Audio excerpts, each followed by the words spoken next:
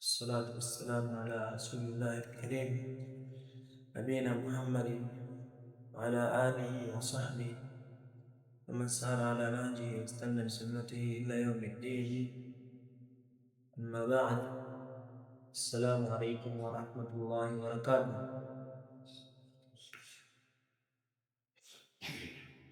Ndugu zangu katika imani, baada ya kumshukuru Allah subhanahu wa ta'ala, kadhalika na kumtakia sala na salamu kwa Muhammad sallallahu alayhi wa alihi wasallam,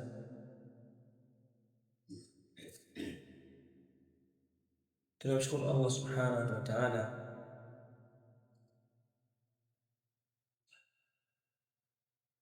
baada ya kutuletea sisi, kutupatia uhai mara nyingine,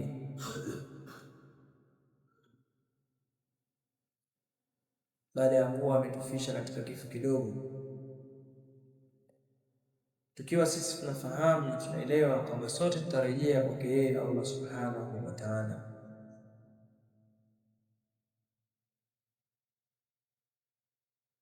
Na tukifahamu wazi kwamba huu hai ni neema kubwa sana na ni upendo wake Allah kwetu sisi, na kwamba hadi sasa bado anaendelea kutuneemesha na neema hii ya uhai, tena tukiwa katika kipindi muhimu sana katika maisha ya Muislamu.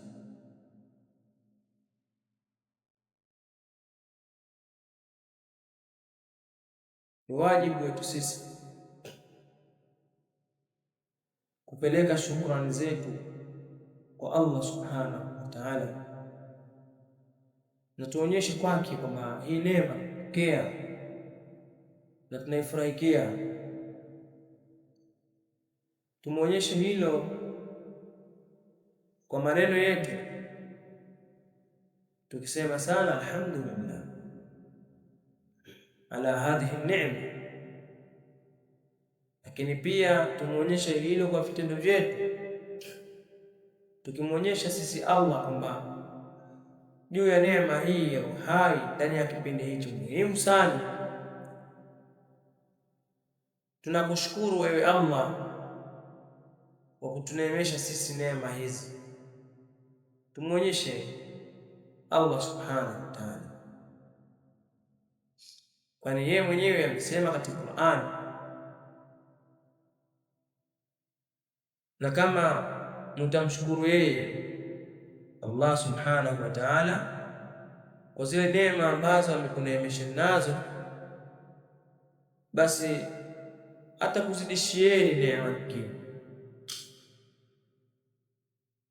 Kwa hiyo sisi, ili tupate kuendelea kuneemeka na neema zake Allah jalla jalaluhu, lazima na ni wajibu tumshukuru Allah subhanahu wa ta'ala kwa kufanya jitihada kubwa na bidii hali ya juu kuelekea katika taati mbalimbali. Tunamshukuru Allah qawlan wa fi'lan, kwa kutamka kusema alhamdulillah, kadhalika pia na kufanya kuonyesha Allah subhanahu wa ta'ala kwamba sisi tumezipokea neema zake na tunamshukuru yeye juu ya neema hizi. Ndugu zangu katika imani,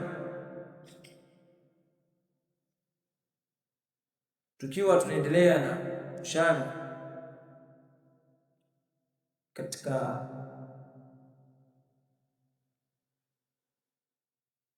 mambo mbalimbali ambayo yanafungamana na dini yetu,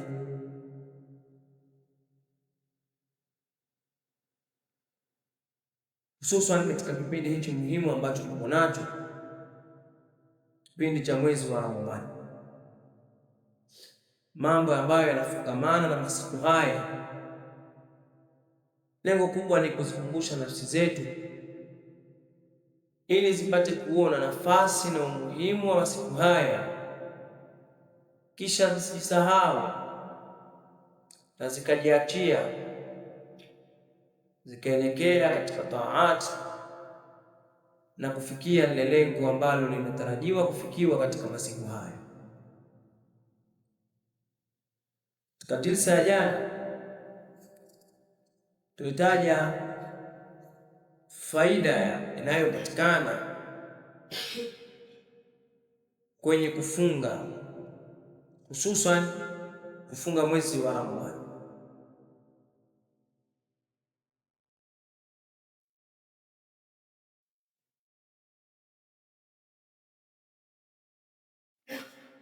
Na leo insha Allah tutaendelea kutaja faida nyingine ambayo inatarajiwa kupatikana ndani ya masiku haya ya mwezi wa Ramadhani kwa mfungaji. Nayo ulama wanataja, wanasema takhliyatul qalbi lidhikri wal fikri. Hii saum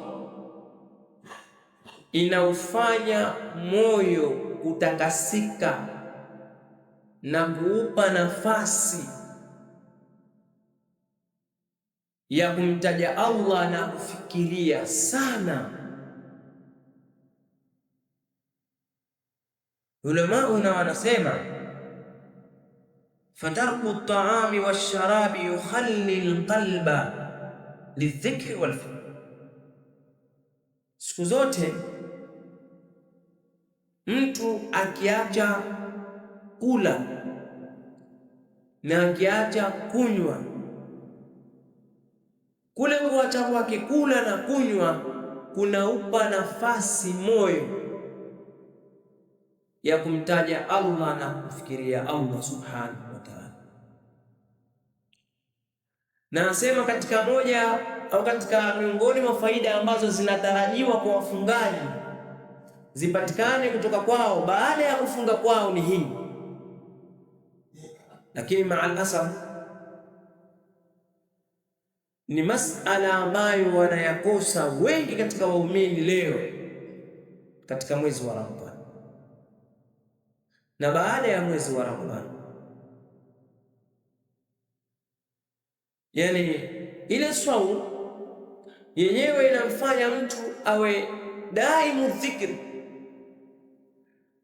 awe daima alfikri. Yeye siku zote ni mwenye kufikiria hali yake aliyonayo, ni mwenye kufikiria mwisho wake utakuwaje, ni mwenye kufikiria tabia zake. Anafikiria yeye, anazifikiria hizi tabia mimi nizo nazo kweli ndio tabia za Kiislamu zinatakana. Anafikiria yale majanga yake aliyonayo katika maisha anayoishi katika huu ulimwengu. Kufikiria huku yuridu an yatakhallasa minha, anataka aone zile dosari zake ili asiache na ajiweke mbali nazo. Siku zote yeye anakuwa ni mutafakkiru fi ibadati, anafikiria katika zile ibada zake allati kasara fiha, ambazo amezembea ndani yake. Anawaza kufikiria ili azitengeneze ziwe vizuri.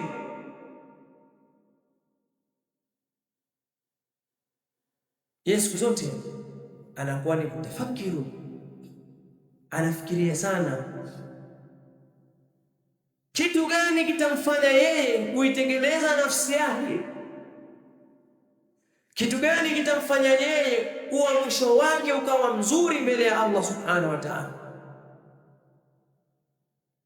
Yeye siku zote anakuwa ni mutafakiru fi asma'illahi wa sifati, anakaa anafikiria zile sifa za Allah pamoja na majina yake. Na kwenye kufikiria majina ya Allah na sifa zake kunazidisha imani. Mutafakkiru kadhalika fi qiyamihi li rabbi yaumi yaqumu an-nas li rabbil alamin, Kadhalika pia anafikiria ile siku yake ambayo yeye atasimamishwa mbele ya Allah, siku ambayo watu wote watasimama mbele ya mlezi wa walmi.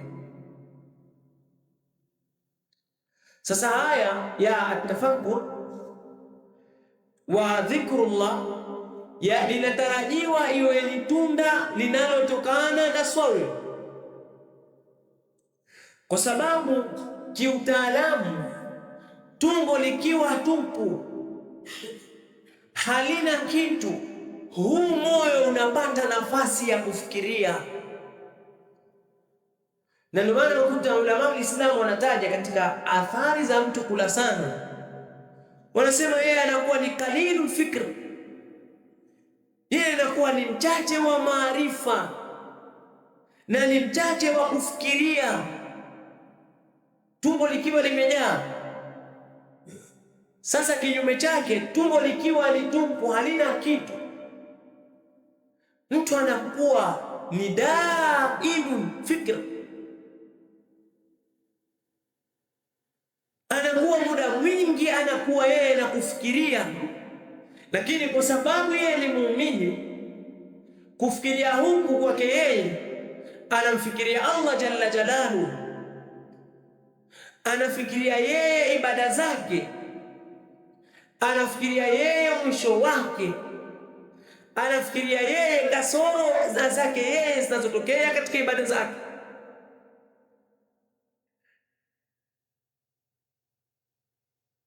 Faidha ma tafakkara almar'u fi asma'i llahi wa sifatihi,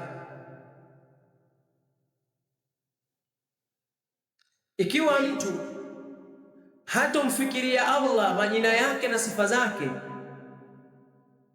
watafakara fi maashihi wa maadihi, na ikiwa mtu atakuwa yeye hana kawaida ya kufikiria maisha yake anayoishi hapa ulimwenguni, kadhalika na maisha yake ya akhira, watafakara fi rahilihi wa mautihi wa qabrihi, na ikiwa Muislamu hana kawaida ya kufikiria safari yake ya kuondoka kwake katika hii dunia na kufa kwake na kaburi lake, watafakara fi ba'thihi wa nushurihi, na ikiwa mtu Muislamu hana kawaida ya kufikiria yeye kufufuliwa kwake, wa wuqufihi baina yaday llahi ta'ala, na kusimamishwa kwake mbele ya Allah aliyetukuka, watafakara fi afati nafsihi wa qillati amalihi, na akawa yeye hana kawaida ya kufikiria yale majanga yanayosababishwa na nafsi yake pamoja na uchache wa mema yake, wa qillatu zalihi,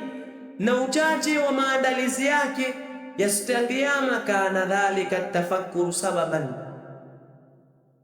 Sasa ikiwa yeye hana kawaida hiyo, basi mtu huyu anakuwa ni mchache wa imani. Lakini ikiwa yeye ana kawaida ya kuyafikiria haya na ya kuyawaza haya, kana dhalika sababan li ziyadati al-iman, kwanza kinazalikana kitu kingine, kuzidi kwa imani, wal bu'du 'anil isyan, na anakuwa yuko mbali sana na maasi. Hebu angalia funga ilivyoathiri kitu cha mbali. Kitu gani?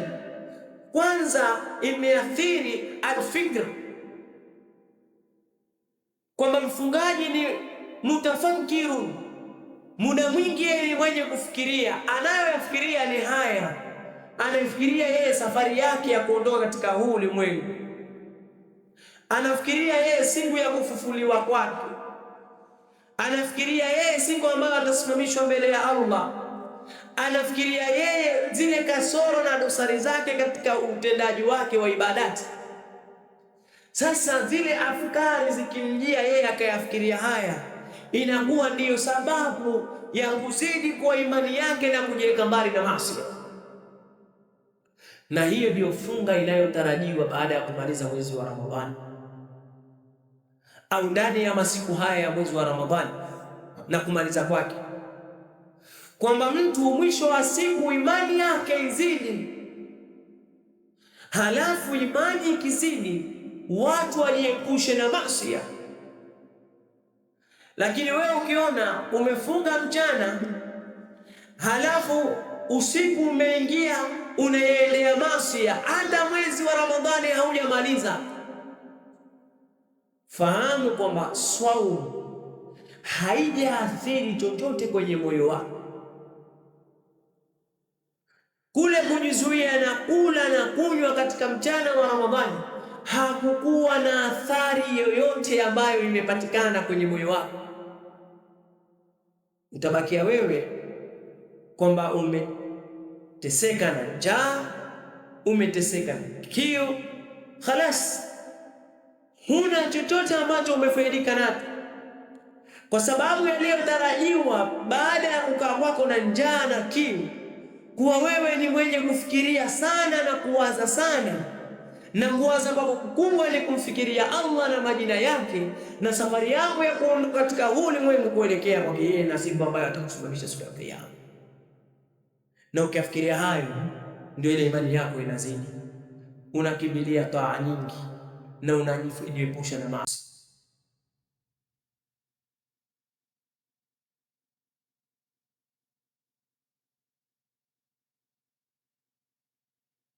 Kullu dhalika, yote hayo, dafi'an lahu ila almusari, yanamsukuma yeye kukimbilia ila Allahi ta'ala wa ila albu'di 'anil ma'siyah, kukimbilia kwa Allah kufanya taati na kujiweka mbali na maasiya, wal khawfi min Allahi, na kumwomba Allah, wa ila ihsani ta'a wal badhli fiha, na yote haya yanamsukuma yeye akimbilie kwenye kufanya vizuri zile ibada. Kadhalika pia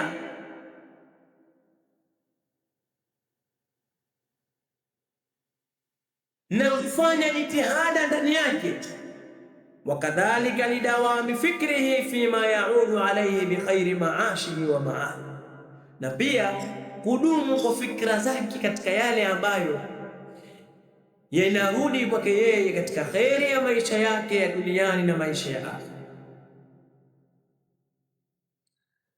Ashaka anasema ulama unatubia katika pia na baadhi ya faida nyingine zinazopatikana, fa innahu idha ma tafakkara almar'u fi asma'i llahi wa sifatihi, hasa mja akiwa yeye anamfikiria Allah majina yake na sifa zake, fa innahu yuwahhidu rabbahu, kuna zalika kitu kingine katika moyo wake, tauhid.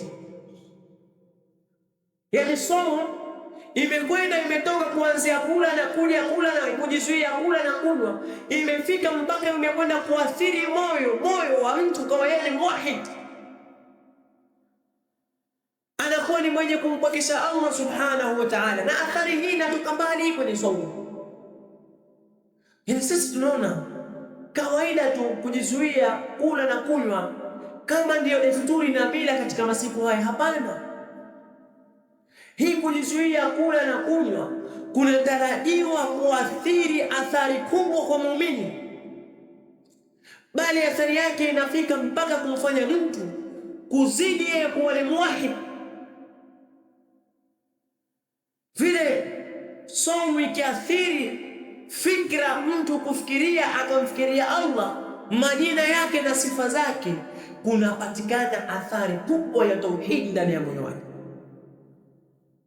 Wayuhibbu, na anapenda Mola wake, wayakhafu, na anamwogopa Mola wake, wayarjuhu, na anamtaraji yeye Mola wake, wayataqarrabu ilayhi, na anajikurubisha kwa Mola wake, hatta yakuna hadhuhu min Allah ta'ala al-ahamma lahu fil ula wal akhir, mpaka sasa inakuwa nafasi yake yeye kwa Allah ambayo ndiyo muhimu zaidi, ambayo analitarajia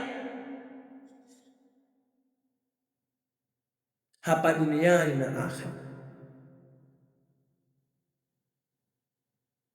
Kwa hiyo hizi somo zinatarajiwa kutoka kwetu zitoe athari kubwa sana katika maisha yetu. Na wewe ungeona mtu Muislamu ni mshirikina, au umemaliza mwezi wa Ramadhani kisha anakwenda kumshirikisha Allah, fahamu kwamba yeye hakuwa katika saumu yake isipokuwa ni kujitesa na njaa na kiu, kwa sababu katika vitu ambavyo vilitarajiwa ndani ya kufunga kwake katika mwezi huu wa Ramadhani ni kuzidi kwake yeye tauhid, kwa kumfikiria sana Allah kwenye majina yake na sifa zake. Ama kwenye upande wa daimu dhikr, kwamba mfungaji kwa sababu ya kujizuia kwake au ile tumbo likiwa ni tupu, moyo unapata nafasi ya kumtaja Allah. Hili ni jambo ambalo linatarajiwa zaidi kuliko tahilo la kufikiria sana.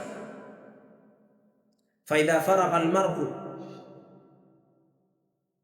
mtu akipata faragha ule moyo wake na akamtaja Allah, fa innahu hina idhin yakunu kama qala Allah. Sasa wakati huo yeye anakuwa kama vile alivyosema Allah, fadhkuruni adhkurukum, nitajeni na mimi nitakutajeni. Sasa wewe Allah ukimtaja sana, na katika matunda yanayotarajiwa kwako wewe katika masiku haya ya Ramadhani, kwa sababu ya tumbo lako kukaa muda mrefu ni tupu, ni moyo kupata nafasi ya kumtaja sana Allah. Sasa wewe ukipata nafasi hiyo ya kumtaja sana Allah, Allah anakwambia na wewe pia anakutaja mja malaika, fadhkuruni, nitajeni mimi, adhkurukum, na mimi nitakutajeni, nikumbukeni mimi nitakukumbukeni. Sasa mfungaji yule ambaye somo yake inatarajiwa kuleta matunda ni yule ambaye mdomo wake haukauki mate, taimu zote yeye anamtaja Allah subhanahu wa ta'ala katika ahwali zake zote ndani ya masiku haya. Na ukimaliza mwezi wa Ramadhani, athari ile bado ipo, yeye anamtaja Allah sabahan wa masaan. Adhkaru sabah hazimpiti, adhkaru masaa hazimpiti, na hili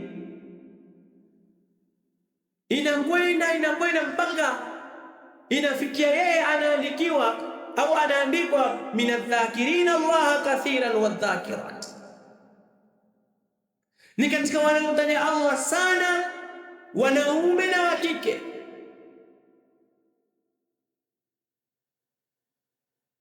Sasa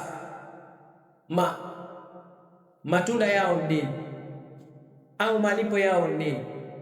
Wale watu ambao wanamtaja sana Allah, a'adda Allahu lahum maghfiratan, Allah kwanza amewaahidi wao kuwapa msamaha. Hebu angalia, yani funga imekutoa mbali, baada ya kuwa tumbo ni tupu, halina chakula wala halina kinywaji, likapata nafasi moyo ulipata nafasi ya kumtaja sana Allah kwa sababu ya tumbo ni tupu.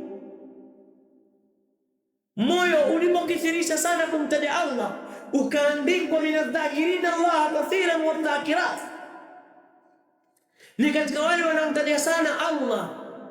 Halafu baada ya kuandika malipo yao yakaashiriwa, a'adda Allahu lahum maghfiratan, Allah amewaandalia msamaha. Funga imekufikisha kule, umeupata msamaha. Funga hii ndiyo inayotarajiwa kwa Muislamu, izaye matunda hayo, sio kukaa na njaa na kiu, halafu jua tu likizama haraka unarudi kwenye pombe, jua likizama haraka unarudi kwenye television kuangalia tamthiliyat, wanawake wa uchi, kuangalia mipira, unarudi haraka kwenye wizi na kuchukua mali za watu, unarudi haraka kwenye maskani za kusengenya watu na kusema watu. Somo hii na mfungaji wa sampuli hiyo, kwamba hata mwezi wa Ramadhani haujamaliza yeye kasharudi kwenye maasi, huyu laysa lahu fi Ramadhani illa al-ju' wal-'atash. Hana yeye katika mwezi huu wa Ramadhani isipokuwa ni kuitesa nafsi yake na njaa na kuitesa nafsi yake na kiu. Na ndio maana Mtume sallallahu alayhi wa alihi wasallam akasema, man lam yada qawla az-zur wal amala bihi falaysa lillahi haja fi an yada ta'amahu wa sharaba.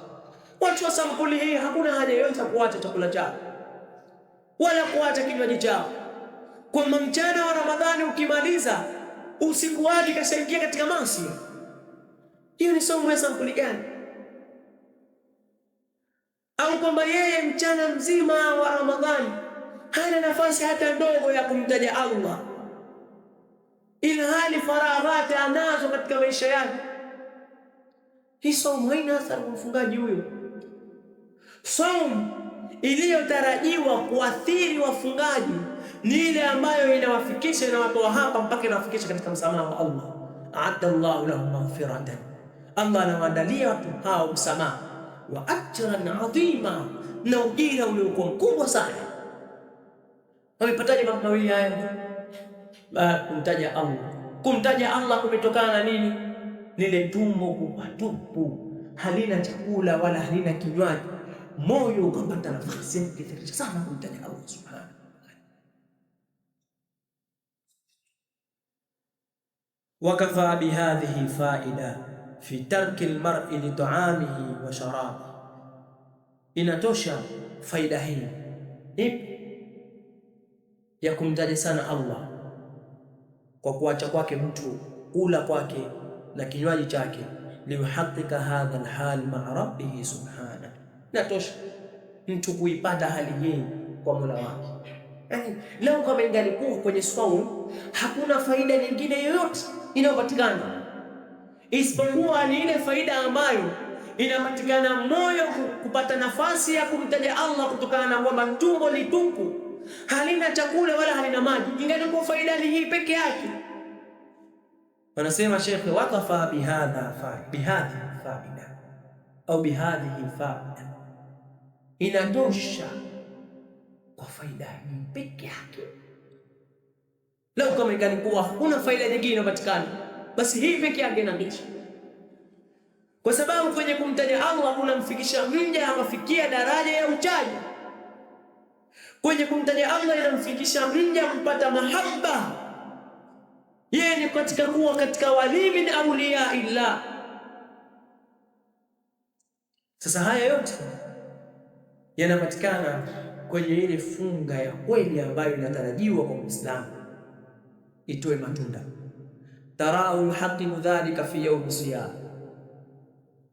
utamwona analihakikisha hilo la kumtaja Allah kwa wingi kwenye ile siku aliyofunga, anamtaja Allah sana. Thumma ba'da al-iftar ya'udu marra ukhra, kisha baada ya kufuturu tena pia anaendelea yeye kwa mara nyingine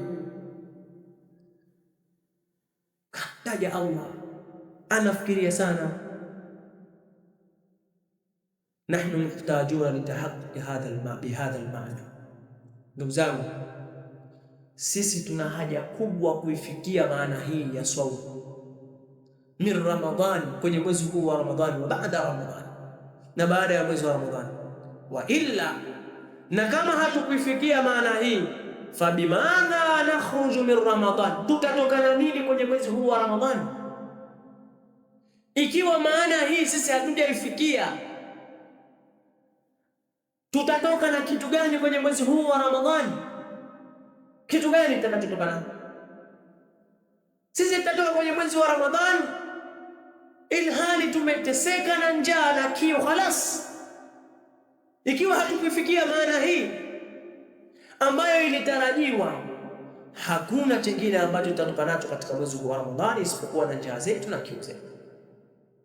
Kwa haya yote ulama wameandika kutuonyesha sisi kwamba funga si kujizuia na kula na kunywa peke yake.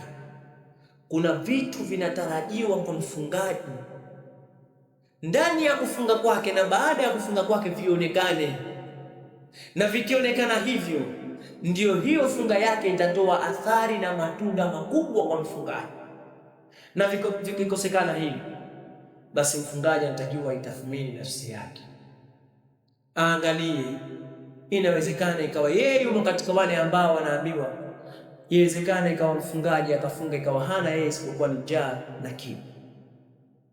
Kwa tujitahidi sana, wajitufanyie tathmini na waziangalie somo zao. Je, ni katika zile somo ambazo zinatarajiwa zitaleta matunda katika haya maisha ya dunia kadhalika na maisha ya akhera? Hiyo ilikuwa ni faida ya pili. Katika jinsi inafuata inshallah tutakuangalia faida nyingine ya tatu na ya nne ambayo inatarajiwa kupatikana katika ibada hii ya saumu. Al-yawma naktafi bihadha, subhanaka allahumma wa bihamdik, ashhadu an la ilaha illa anta astaghfiruka wa atubu ilayk. Jazakumullahu khairan wa barakallahu fikum. Assalamu alaykum.